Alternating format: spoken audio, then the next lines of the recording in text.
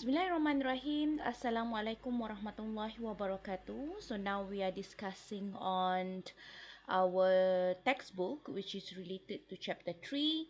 So this topic are basically related to doing business in global market. So this is learning objective for this chapter. So basically we will discuss about the importance of global market and the roles of comparative advantage and absolute advantage in global trade, and then we will explain about the importance of importing and exporting and understand the key term used in global business. So we also illustrate the strategies used in reaching global market and explain the rules of multinational cooperation, evaluate the force and affecting global market, and then debate the advantage and disadvantage of trade protectionism, discuss the changing landscapes of the global market, and also the issues of offshore outsourcing. So basically, when we are discussing about the global market, so we need to know about the dynamics of the global market. So selalunya bila kita berkaitan dengan satu pasaran antarabangsa ataupun global market, apa yang kita nak fokuskan adalah berkaitan dengan importing dan juga exporting. Dan selalunya kalau tak kisahlah kalau textbook ni memang dia refer kepada United States punya studies. But even di Malaysia pun kita secara langsung memang terlibat dalam business in terms of global market. Contohnya kita import dan juga export. Okay, so import ni misalnya in Malaysia we are buying products from another country, dan export ni we are selling our product to another country. Kalau kita nak tengok macam di Malaysia, kita nak relatekan kepada keadaan berkaitan dengan global market. Contohnya dalam sesebuah negara tu, it's impossible that we able to produce our own product. Di Malaysia, kita have a lots of varieties. Contohnya dari segi makanan, even kalau dari segi pakaian sekalipun, selalunya option adalah banyak daripada barangan tempatan, dan kita juga ada option daripada barangan yang mana kita beli daripada luar negara dan dibawa masuk ke negara kita. That's why if you pergi any kinds of Tesco ataupun you go to Giant contohnya kan, kalau you pergi dekat bahagian biscuit tu, kita ada juga barangan-barangan lokal, contoh macam Hapsing, kita ada Julies, lagi kita ada a few products of local lah yang mana dibuat dalam negara, dan dalam masa yang sama you ada option untuk biscuit-biscuit daripada negara lain. So kalau normally kita akan tengok dia punya belakang tu dia ada made from France, made from Indonesia, ataupun ada setengah-setengah tu dia package ataupun dia packaging dekat negara mana dan sebagainya. They have varieties.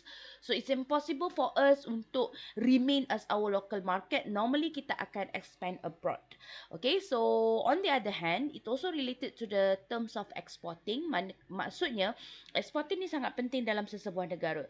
Sebab apa yang kita producekan, produk yang kita buat di dalam negara, kita akan jual ke luar negara. Okay, so contoh banyaklah di Malaysia ni kita ada beberapa brand.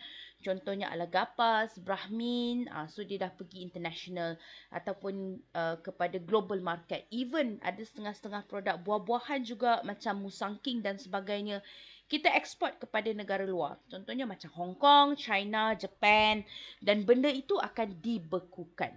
Okay, so untuk faktanya adalah the United States is the largest importing and also the third largest exporting nation in the world.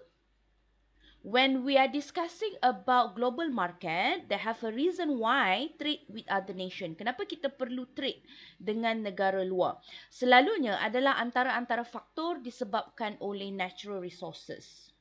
Okay, so selain daripada itu, kalau kita Malaysia pun kita perlu trade negara luar, antara faktornya adalah teknologi lah.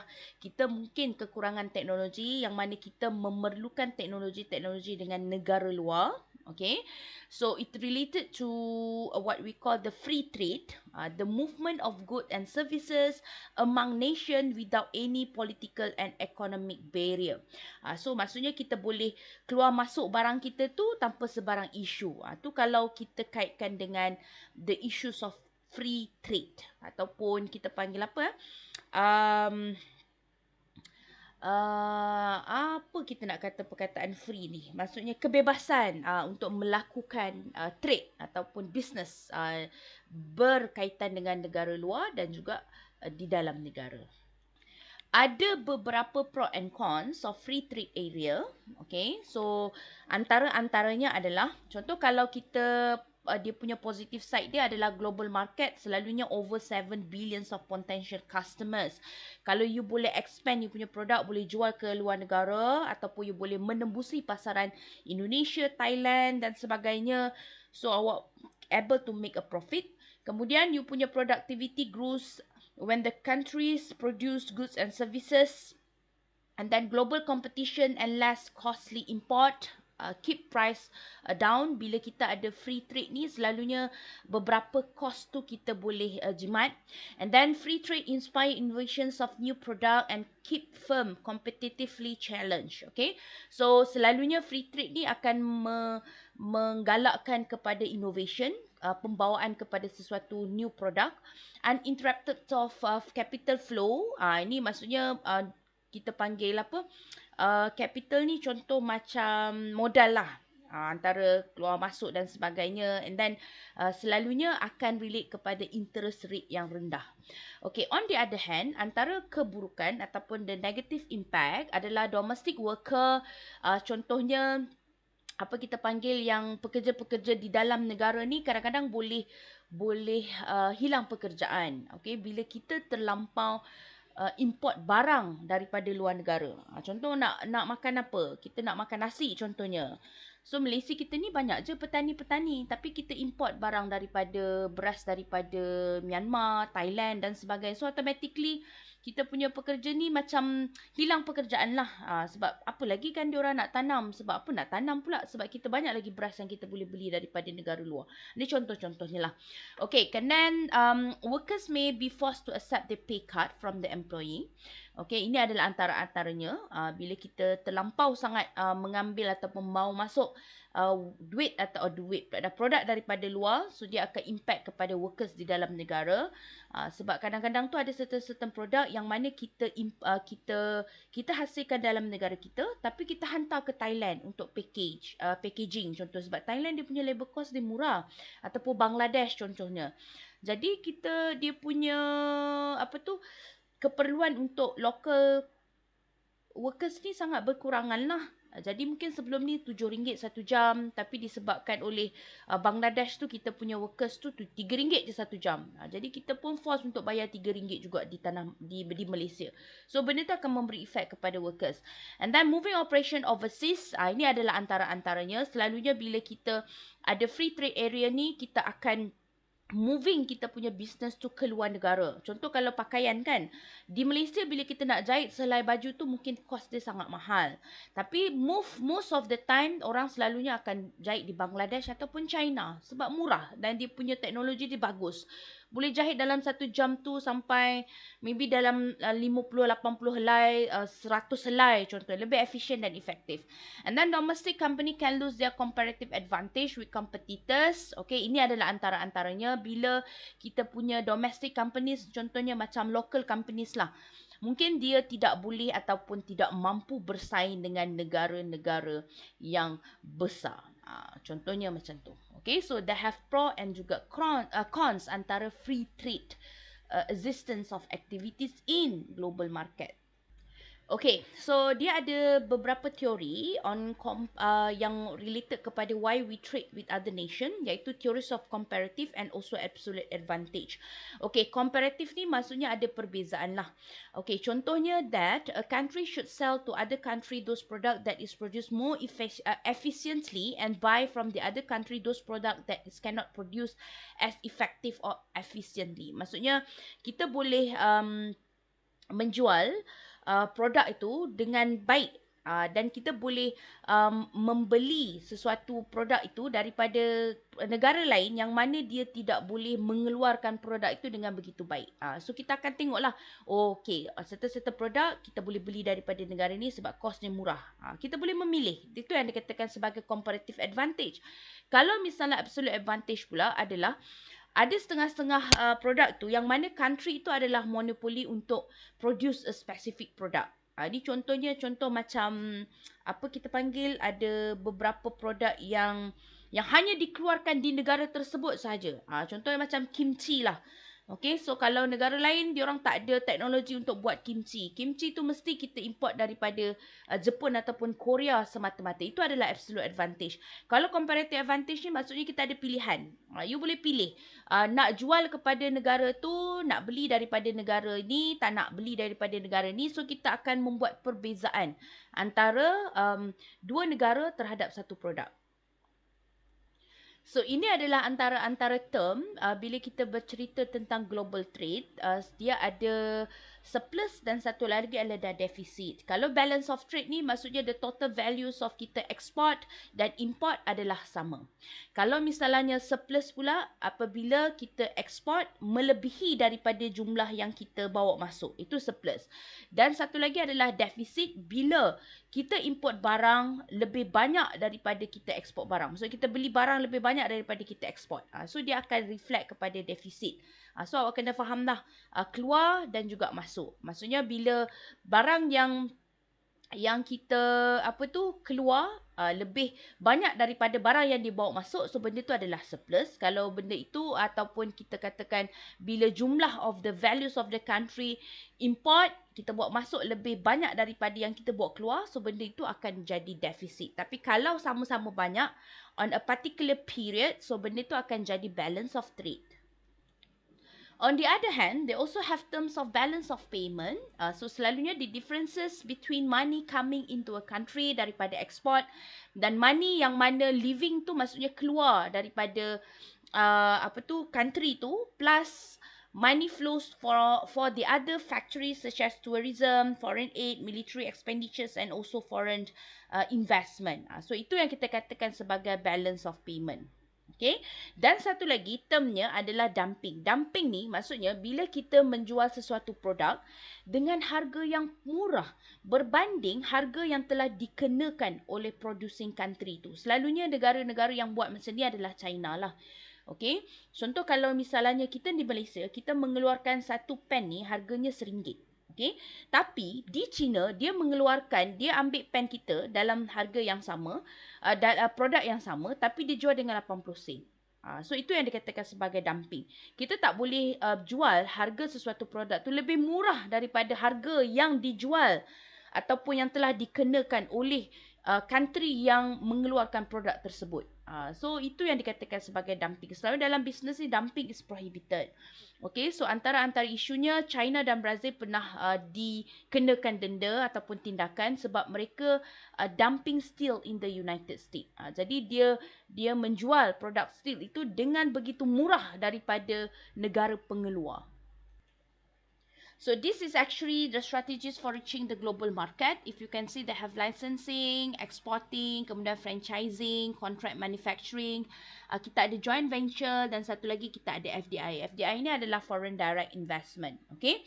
So normally this will be the least strategic, and then this will be the most strategic. Okay. So this is actually how kita nak reaching the global market. Macam mana kita nak move forward for the global market. Selalunya this will be the best option lah. So kita akan go through satu persatu. Okay, first of all adalah licensing. Licensing ni contohnya macam adalah satu kita panggil kaedah memberi license ataupun dia adalah salah satu global strategy sebenarnya bila sesuatu company ataupun kita kata orang yang mengeluarkan lesen itulah allow a foreign company membenarkan company lain untuk produce produk itu dan dalam masa yang sama mereka akan mengenakan certain bayaran dan selalu bagi licensing lah. Contoh macam Malaysia ni dia ada keluarkan satu produk beras cap rambutan contohnya kan. Jadi dia memberi company lain ataupun dia memberi Thailand contohnya, okay, you boleh juga keluarkan beras cap rambutan ni, tapi dalam masa sama kita akan charge lah certain amount daripada jualan tu, 10% dan sebagainya. Dan dia merupakan satu strategi yang jarang sekali lah digunakan. Okay, dan satu lagi adalah exporting.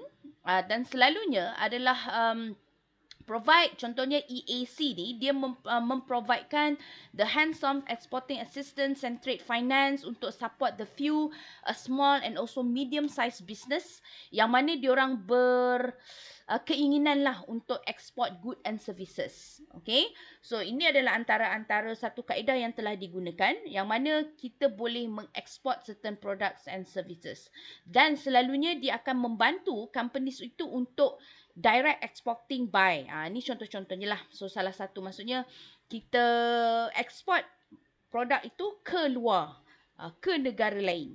Jadi hasil elemen exporting ni, so dia akan membantu company tersebut untuk cari buyers and sellers, kemudian akan deal dengan foreign customer office, documentations and also with the conversion. So for those yang tak tahu, EAC ni apa ni doktor? Okay, EAC ni adalah Export Assistance Center. So ini adalah contoh daripada United States. Okay, tu yang saya katakan, kalau tengokkan buku teks awak ni memang solely contoh, memang diambil daripada US punya term ataupun US punya market. Okay, next kita ada franchise. Saya rasa franchise ni you all quite familiar. In Malaysia kita banyak gila contoh-contoh franchise. For example, like kalau local brand, kita ada yang Shuib punya kedai tu, air tu, Bumblebee, kita ada KFC, McDonald, tu semua adalah franchise punya. So selalunya franchise ni memerlukan satu jumlah modal lah. Contoh kalau you nak buat satu ataupun nak nak buka franchise Starbucks contohnya. So at least you kena ada dalam 400,000. Nanti kalau ada masa awak try Google franchise list in Malaysia. Dia ada beberapa jumlah. Kalau you ada modal dalam 150,000, ini adalah contoh-contoh franchise yang you boleh buka. Kalau you ada 250,000, ini adalah contoh-contoh franchise yang you boleh buka. So nanti awak Google, ada beberapa contoh-contoh franchise company in Malaysia.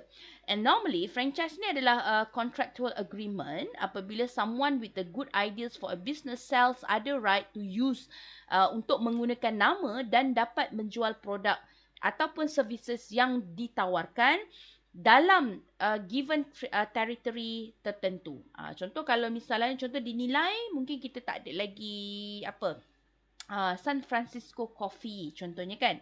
So you boleh propose lah kepada owner of the franchise itu untuk buka San Francisco shop, coffee shop in Nilai. Okay, satu lagi adalah contract manufacturing. Okay, contract manufacturing ni adalah more kepada apa kita panggil pengeluar ataupun mengeluarkan sesuatu produk. Okay, so selalunya dia akan a foreign company productions of private label goods to which a domestic company then attach with its own brand or trademark, and that it actually become a parts of broad categories of outsourcing. Ini salah satu apa kita panggil kaedah lah bila nak expand kita punya business ke negara lain. Okay, so selalunya lah bila sesuatu company tu dia dah ada dia punya private local brand, dia akan pergi ke negara-negara yang murah dia punya wages tu ataupun dia punya workers tu murah. Jadi dia orang akan buat contract manufacturing. So this is salah satu cara untuk outsourcing. So contoh kalau you pergi ke mana-mana negara, luar negara contohnya kan, awak boleh tengok I pergi hari tu dekat UK pun ada brand ni. I pergi dekat Indonesia pun ada brand ni. So mungkin disebabkan oleh contract manufacturing. Maksudnya produk tersebut telah dikeluarkan oleh domestic company. Seterusnya adalah joint venture. Ini adalah is a kind of partnership. Selalunya kalau kita ni tak ada modal sangat, jadi kita akan buat partnership lah ataupun joint venture. So ada beberapa benefits of joint venture. Ini adalah antara-antaranya. So antaranya adalah selalunya bila kita buat kolaborasi ataupun kita buat partnership, kita akan berkongsi teknologi dan juga risiko. Untung, rugi, kongsi. Kemudian marketing and management expertise. Kadang-kadang kita ada modal tapi kita tak ada skill. Kita tak tahu nak buat website contohnya. Partner kita pandai. So you boleh share. And then entry into market where foreign company are not allowed unless goods are produced locally. Ni contoh kalau you nak masuk sesuatu ataupun sesebuah negara, kadang-kadang tu dia nak tengok, okay, ada tak partnership dengan local company? Contohnya macam tu. So kalau nak masuk Indonesia, mungkin you punya partnership tu boleh ambil daripada local company in Indonesia. That is one of the example. Okay, next adalah strategic alliance. Okay, this is actually refers to a long-term partnership between two or more companies. So sama je lebih kurang macam JV tadi, tapi this one strategic alliance ni dia more kepada long-term partnership, dan selalunya mereka tidak share cost, risk management ataupun any kinds of profit. Dan selalunya strategic alliance ni dia hanya membantu untuk akses kepada market, capital ataupun in terms of technical expertise. Then we move to foreign direct investment adalah melalui multinational cooperation ataupun MNC. Selalunya MNC ni adalah sesebuah organisation that manufacture and market product in many different countries, and they have multinational stock ownership and also multinational management. So this is actually nama pun multinational cooperation. So dia adalah kita panggil apa it's very international levels of market company, dan dia dapat market product you internationally, maksudnya different country. Okay, so but not all large global business are multinational, tidak semuanya. Seterusnya, kita ada satu lagi term iaitu sovereign wealth fund, investment fund that controlled by government by holding large stake in foreign company. Okay, so the size of fund selalunya adalah reflect kepada kerajaan, sebab kadang-kadang dia untuk keselamatan ataupun ada beberapa faktor-faktor tertentu. Contohnya disebabkan oleh geopolitical, untuk get the control on strategic natural resources ataupun untuk obtaining sensitive technology. Ini contoh-contoh kalau sovereign wealth fund ni adalah kita panggil ada setengah-setengah negara tu, contoh kalau dia banyak natural resources macam minyak dan sebagainya kan. Dan fund itu akan dikontrol oleh kerajaan. Kalau tidak, dia takut it will be manipulated by the other manufacturer. Okay, ini adalah antara MNC yang biasa you dengar, antara-antaranya lah. So, you tengok company adalah Walmart, State Grid, kemudian yang biasa ExxonMobil, Volkswagen, Toyota Motor, Apple, BP, Starbucks. Ni contoh-contoh yang company-company yang dibuka di negara-negara lain. So dia bukan ada dekat dia punya origin country je, but they expand their business to world level ataupun international level. Okay, so bila kita nak buka ataupun expand kita punya business tu in global market, ada beberapa benda lah yang affect. Contohnya macam social structure, religion, manners and customs, values and attitude, language and also personal communication.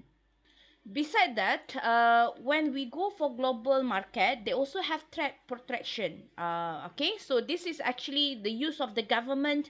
They will regulate to limit a certain imports of goods and services. Maksudnya ada beberapa protection that have been applied. For example, like melalui tarif. Tarif ni adalah tax. Okay, yang mana kita impose on certain import goods and also services. So that's why kalau you tengok bila I pergi dekat UK dulu harganya murah, tapi bila tengok bag yang sama di Malaysia macam mahal. Kenapa mahal? Sebabkan tax tu lah. So tax tu dia akan berbeza-beza mengikut kepada produk. Contoh kalau kereta mungkin dia letak 140%, handbag dia letak 50%. So macam-macam tax lah that have been imposed. So antara taxnya adalah protective tarif ataupun satu lagi adalah revenue tarif. And then under trade protection ni juga kita ada import quota. Maksudnya ada certain product on certain amount ataupun limit yang boleh dibawa masuk. Dan satu lagi adalah embargo. Okay, embargo ni adalah complete ban on the import or export on a certain product. Ini kalau ada beberapa country yang pernah diletakkan di bawah embargo ni, maksudnya kita memang tak ambil langsung barang-barang daripada negara-negara tersebut. Contohnya antara political disagreement, okay, so antara political disagreement ni contohnya mungkin diorang ada isu dalaman, tidak bersetuju in terms of political, gaduh ke contohnya kan. So kita akan impose embargo. Contoh kalau di Malaysia ni kita tidak ada kolaborasi ataupun kita tidak boleh ada sebarang hubungan dengan Israel contohnya. Jadi apa-apa saja produk yang datangnya daripada negara Israel, kita akan embargokan dia. Maksudnya kita akan ban dia. Okay. Other than that, ada satu lagi contoh, ada political disagreement. Contohnya antara United States dan juga Cuba. Jadi US dia akan ban semua barang-barang ataupun produk daripada Cuba. Jadi barang daripada Cuba pun tak boleh masuk ke US. Barang US pun tidak boleh dijual kepada Cuba. Contoh kalau di Malaysia ni embargo, kalau tak salah saya kita impose dengan Israel lah. So barang kita pun tak boleh dijual di Israel, barang Israel pun tak boleh jual juga di dalam negara kita Malaysia.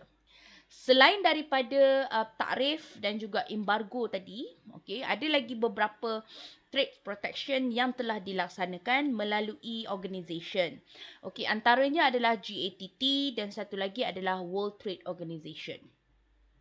Other than that, we also have common market. Common market ni adalah regional group of country yang mana mereka have common external tariff. Ada yang tidak dikenakan any kinds of tariff dan ada yang on specific law to facilitate exchange yang mana kita panggil sebagai trading block. Saya rasa antara you all biasa dengar lah European Union, Mercosur tu mungkin tak biasa dan satu lagi adalah ASEAN. ASEAN adalah Association Southeast Asian Nation yang mana dia terdiri daripada 10 buah negara yang duduk berhampiran dengan Malaysia. Dia ada 10. Nanti awak tengok sendirilah apakah negara-negara ASEAN. So antara kita panggil common market ni, contoh antara negara ASEAN ni, jadi dia punya market ataupun dia punya kita panggil apa, import dan ekspor dia mungkin dikenakan murah kan, buah-buahan, contoh apa lagi, sayur-sayuran, cili, beras contohnya. So dia berbeza sikit lah kalau kita trade dengan negara-negara asing. Dan selalunya antara EU dan juga ASEAN COMESA ataupun Mercosur ni, dia punya common market ni adalah more favorable kepada dia punya members of state. Other than that, we have NAFTA. Okay, so NAFTA ni adalah negara-negara yang join NAFTA. Then we also have CAFTA ataupun CAFTA, Central American Free Trade Agreement. So ini adalah antara negara dia. So selalunya dia berbeza-beza lah mengikut kepada apa kinds of kita panggil agreement yang telah ditandatangani. Dan negara-negara yang join agreement tersebut, selalunya mereka ada dia punya certain ataupun on benefit yang mana hanya apply kepada member yang join agreement ini sahaja. Mungkin tax dia murah. Kemudian they have certain fund contohnya, ataupun dia ada dia tak kenakan any kinds of internal tax contohnya. Okay, so itu antara benefit lah yang ditandatangani melalui agreement. Okay, last one about the future of global trade. The challenge untuk offshore outsourcing adalah outsourcing. Okay, so whereby the process on which firm contract with another companies to do some or all its function. So selalunya outsourcing ni, contoh kalau misalnya kita buka satu kilang baju kan. Okay, kita buat design, tapi mungkin yang mencetak design tu kita ambil company pencetakan. Contohnya lah. Kemudian siapa pula yang nak packingkan baju tu ataupun nak jahit baju tu. Dah ada design, siapa pula nak jahit.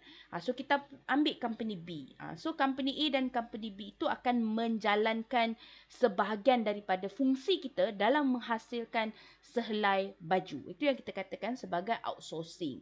Selalunya outsourcing ni kita buatlah sebab dia memudahkan kerja. Maksudnya kita hanya monitor je, tapi pelaksanaan produk-produk dan services itu dibuat oleh orang-orang lain melalui function-function tertentu. Okay, so I think that's all. On details of slide, nanti you all boleh refer dalam saya punya goal, insyaAllah. So kalau ada yang beberapa segment ataupun beberapa section yang tak clear tu, you may ask me in the class. We will try to respond as I can. Okay, so I think that's all. Assalamualaikum.